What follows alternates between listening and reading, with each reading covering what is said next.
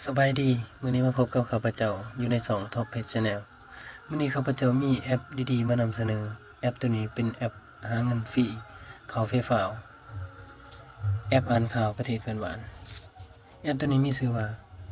บัตรเบรกตัวนี้นะฉะนั้นเฮาไปเบิ่งกันเลยเนาะ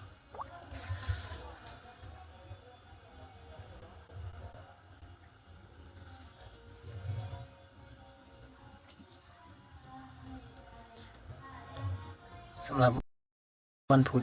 โปรโมชั่นเพิ่นจะคูณซองให้คะแนน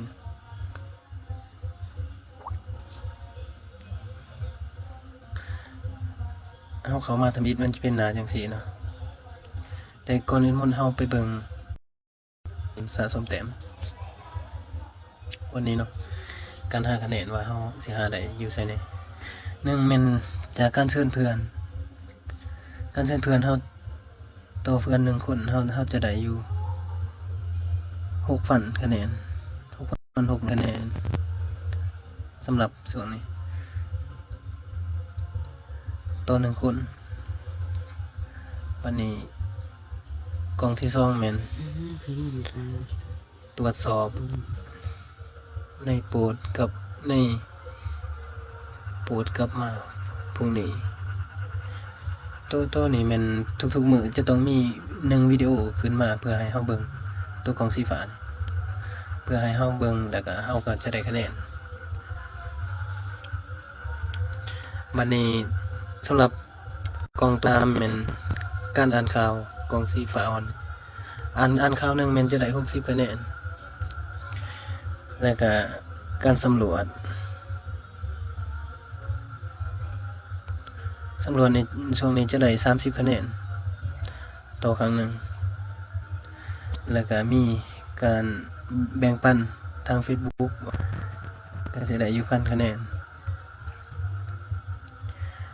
คะแนนฟรีสำรวจนี่แม่นตัวนี้เนาะเฮากดมาใส่ตัวว่าบ้านภาษาอังกฤษมันเขียนว่า home นี่กล่องตัวนี้นี่เฮาจะกดตัวนี้ได้30คะแนนทุกๆ30วิส่วนว่าอ่านข่าวเนาะอ่านข่าวแม่นจะแม่นตัวนี้สมมุติว่ามีข่าวมันจะมีข่าวใหม่ๆมาตลอดเนาะให้เฮาได้อ่านมื้อนึงมันจะมีหลายๆข่าวอ่านข่าวประเทศเพื่อนบ้านแล้วเฮาก็สะสมคะแนนเพื่อไปแลกเป็นเงินออกใส่ไฟฟ้านี่เฮาก็เลื่อนเบิ่งเลื่อนจนวงล้อมสุดแล้วเฮาก็เลื่อนจ้ำสุดแล้วคะแนนมันสิขึ้นเฮาสามารถอ่านได้ต่อเนื่องเลยเนาะ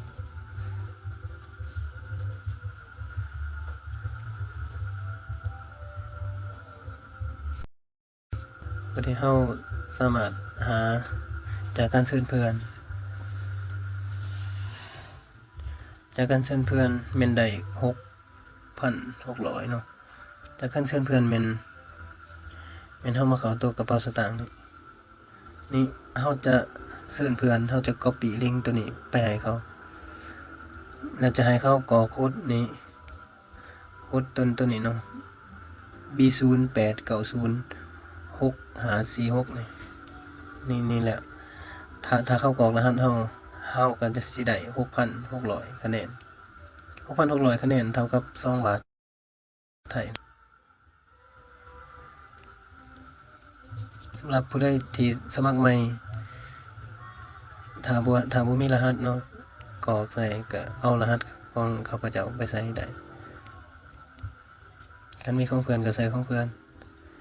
ส่วนบอนใส่รหัสแม่นเฮาจะใส่บางนี้นี่ใส่รหัสบางนี้แต่นี้ข้าพเจ้าใส่รหัสเฮาก็สิได้อยู่ประมาณ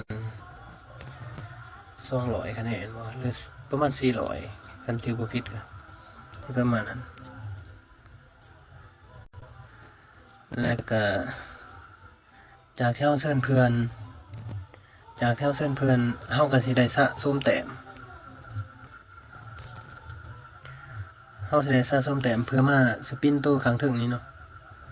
ตัวข้างถึงนี้สะสมขังในการสปินนี้สปินลุ้นโชคเพื่อครับมันมีคะแนนแล้วก็มีเงินนำคันเฮาปินตัวได้ถึกเฮาก็สิได้ตัวนั้นนี่เฮาสะสมเอาขังในการปินเฮาได้เพื่อนไล่เฮาแห่งได้ขังปินไล่ได้ไล่ขังในการปินข้าพเจ้าสิปินให้เบิ่ง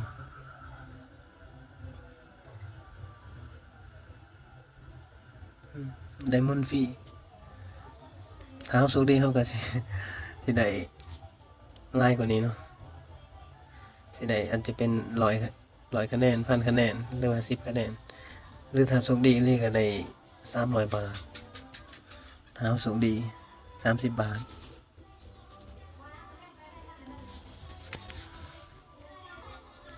บัดนี้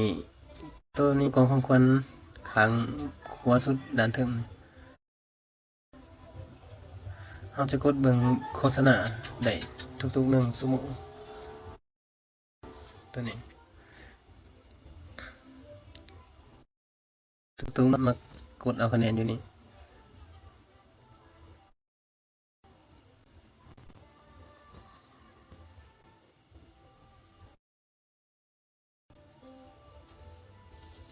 หลังจากโฆษณาเบิดแล้วเฮาก็กดปิดไป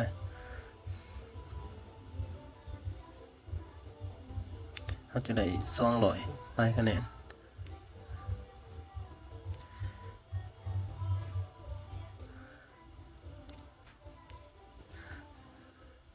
สำหรับการถอนเงินเนาะเฮามาเบิ่งบนนี้บนกระเป๋าสตางค์กระเป๋าสตางค์เฮามาเบิ่งแต้มเฮาได้หลายปานใด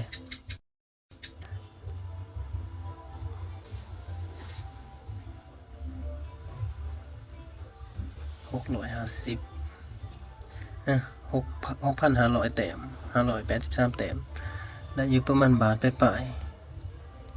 ๆสมมุติว่าเฮาสิถอนออกเฮาก็กดมูลค่าแล้วเฮาเลือกว่าเฮาสิถอนออกคันเฮาสิคะแนนเฮาหลายปานใดสมมุติว่าคะแนนข้าพเจ้ามีจำนี้ก็สิถอนได้แต่จำนี้เนาะสำคัญต่ำสุดนี้1 บาทถ้าได้หลายกว่านั้นเฮาก็สามารถเลือกได้ถอนขั้นสูงสุดแม่นถอน 0.5 ดอลลาร์หรือว่าเท่ากับ15 บาทไทยนี่คือประวัติการถอนของข้าพเจ้าเนาะข้าพเจ้าได้ลิ้นแล้วก็ถอนไป3 เทื่อ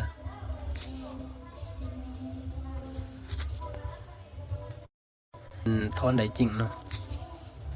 ถอนเขาฟรีฟ้าว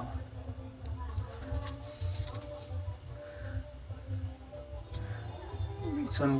การเสื่อมกับฟรีฟ้าวแม่นเฮาจะต้องได้เข้ามาบนมูลค่าเฮามากดวางฟรีฟ้าวนี้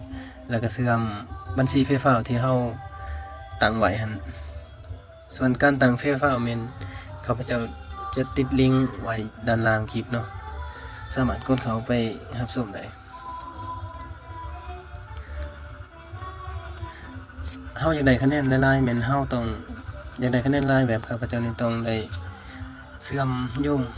กับเพจฟ้าวก่อนจึงมาเล่นเฮาจังสิได้หลายคันเฮาบ่เชื่อมโยงเฮาจะได้น้อย